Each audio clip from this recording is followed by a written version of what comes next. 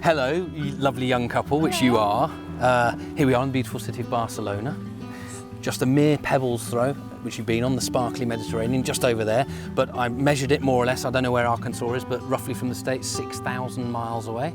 And you've done a few miles, what with the cruise and everything. So you're home back in the US of A, as we call it. And here you are in the amazing Laberinto de Horta, in the amazing city of Barcelona.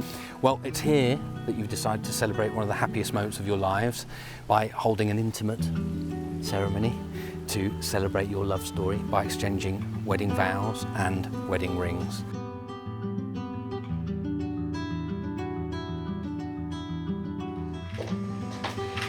Wow, What are you doing? that looks so good. You like it? Yes, you look so pretty. Happiness in marriage is not something that just happens. A good marriage must be created. In marriage, the little things are the big things. It's never being too old to hold hands. It's remembering to say, I love you at least once a day. It's never going to sleep angry. It is at no time taking the other for granted, and the courtship should not end with the honeymoon. It should continue throughout the years. It's about having a mutual sense of values and common objectives. It is standing together, facing the world, and it's forming a circle of love that gathers in the whole family on both sides.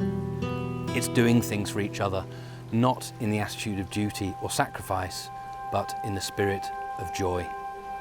It is speaking words of appreciation and demonstrating gratitude in thoughtful ways. And it's not looking for perfection in each other, very important. It is cultivating flexibility, patience, understanding, and a sense of humour. It's having the capacity to forgive and forget, and it's giving each other an atmosphere in which each can grow old.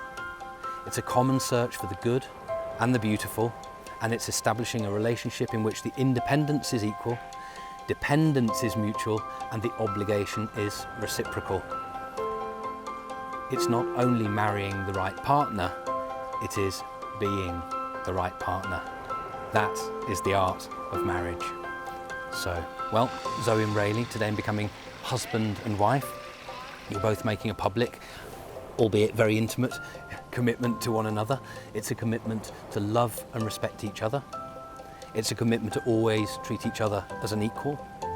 It's a commitment to offer support as partners whilst continuing to grow as individuals. And it's a commitment to share, celebrate, or even overcome whatever life holds for you together for the rest of your days.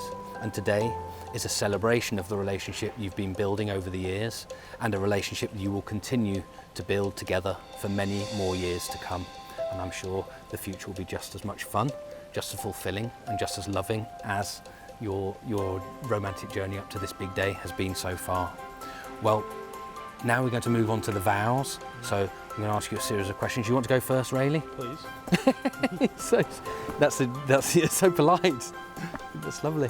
Anyway, Rayleigh, do you take Zoe to be your wedded wife, and do you promise to love, respect and care for her from this day forward, for better, for worse, for richer, for poorer, in sickness and in health, for as long as you both shall live? I do. And now I'm going to ask you another question as well.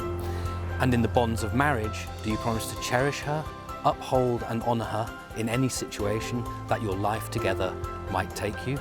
I do. Zoe, over to you. Zoe, do you take Rayleigh to be your wedded husband, and do you promise to love, respect and care for him from this day forward, for better, for worse, for richer, for poorer, in sickness and in health, for as long as you both shall live? I do.